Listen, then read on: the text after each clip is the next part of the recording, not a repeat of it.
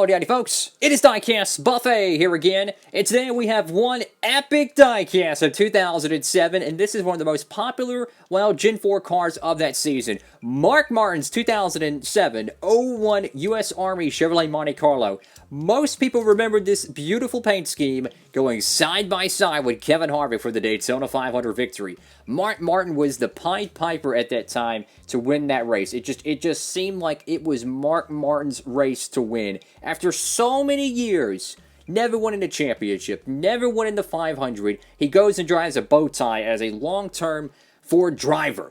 And unfortunately, he loses it in a drag race with Kevin Harvick. He almost won the 2009 championship, a lot of people forget, but I tell you what, Mark Martin, one of the best ever, and in my opinion, a first ballot Hall of Famer. I tell you what, he is just, he's the best driver probably ever to never win a championship. So you got Army right there on the front of the car here. Beautiful, beautiful hood decal here. Now the car is used, so there is a some damage and stuff to it. Another modification I think they might have did to this. Check this out, guys. So you see the front of this car right here? It looks like this fender was actually pulled out. So I don't know if they someone took a pair of pliers and tried to bend it out.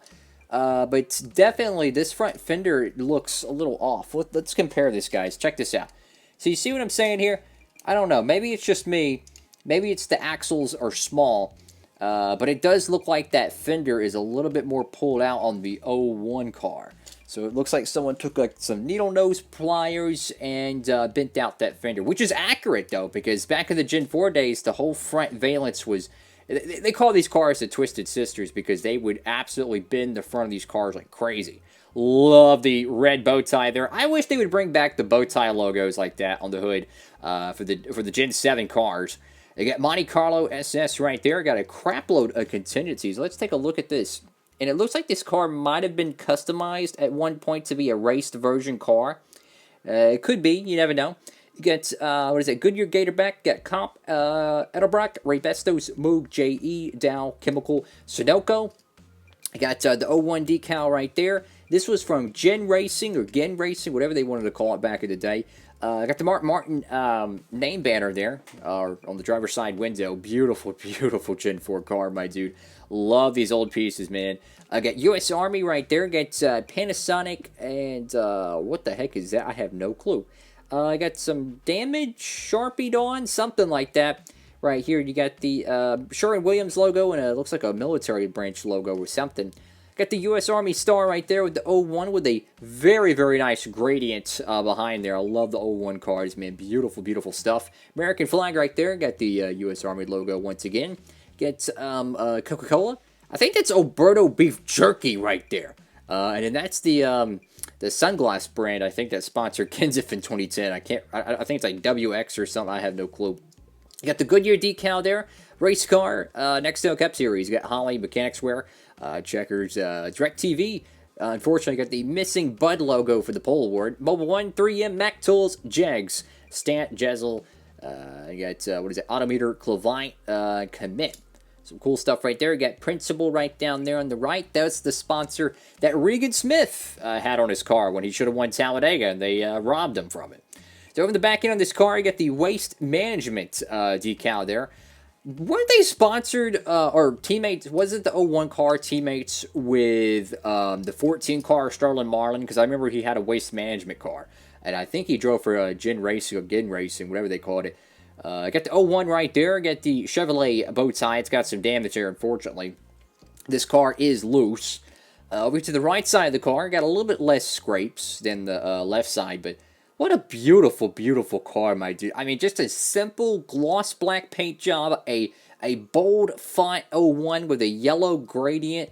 Just, what a simple race car, man. And I tell you, it looks so good on a Gen 4 car. These things are absolutely works of art. I miss the Gen 4 era so badly, man.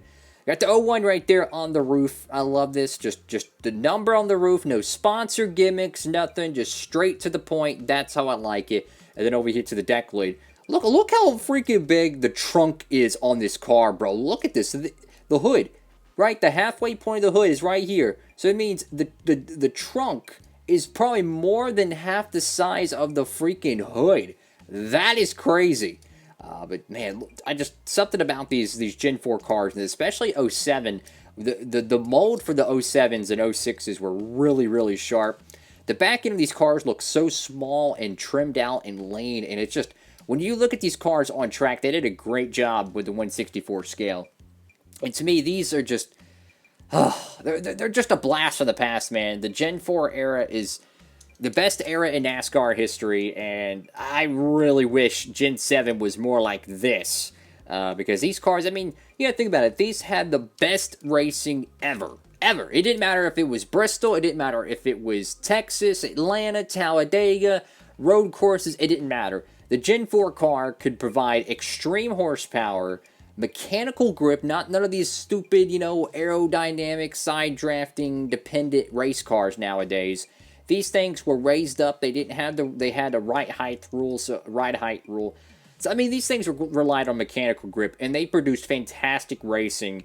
Nowadays they go, 180 miles an hour into most 1.5 mile turn ones. Well, back in those days, in the 2000s, sometimes they could turn 205, entering maybe Atlanta, maybe a Texas or Kansas or wherever, what was the, more faster tracks. But I tell you what, man, these are a carbon copy template for an amazing race car. The Gen 4 era will always be the greatest era of NASCAR racing history.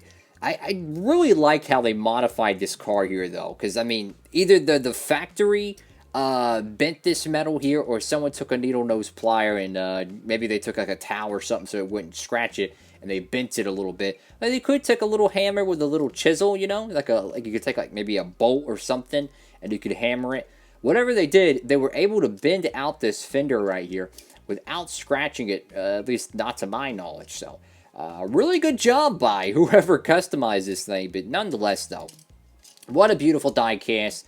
I mean, look at the freaking the bottom of these cars, man. The plastic alone feels so much better than the new stuff they have nowadays. The plastic's thicker, much stronger, and these cars are just beautiful, man. Beautiful.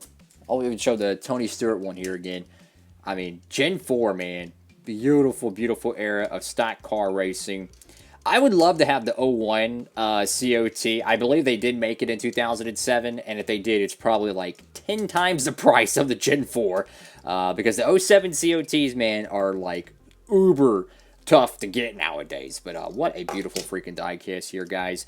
Thank you all so much for watching the video. Make sure to give it a big thumbs up, like, comment, and subscribe. And if you want to get free shipping on anything NASCAR-related, merchandise-wise, diecast, hats, apparel, you name it, make sure you use the promo code down below, Diecastbuffet, and you'll get free shipping, fellas. Have a great one, folks. Like, comment, and subscribe.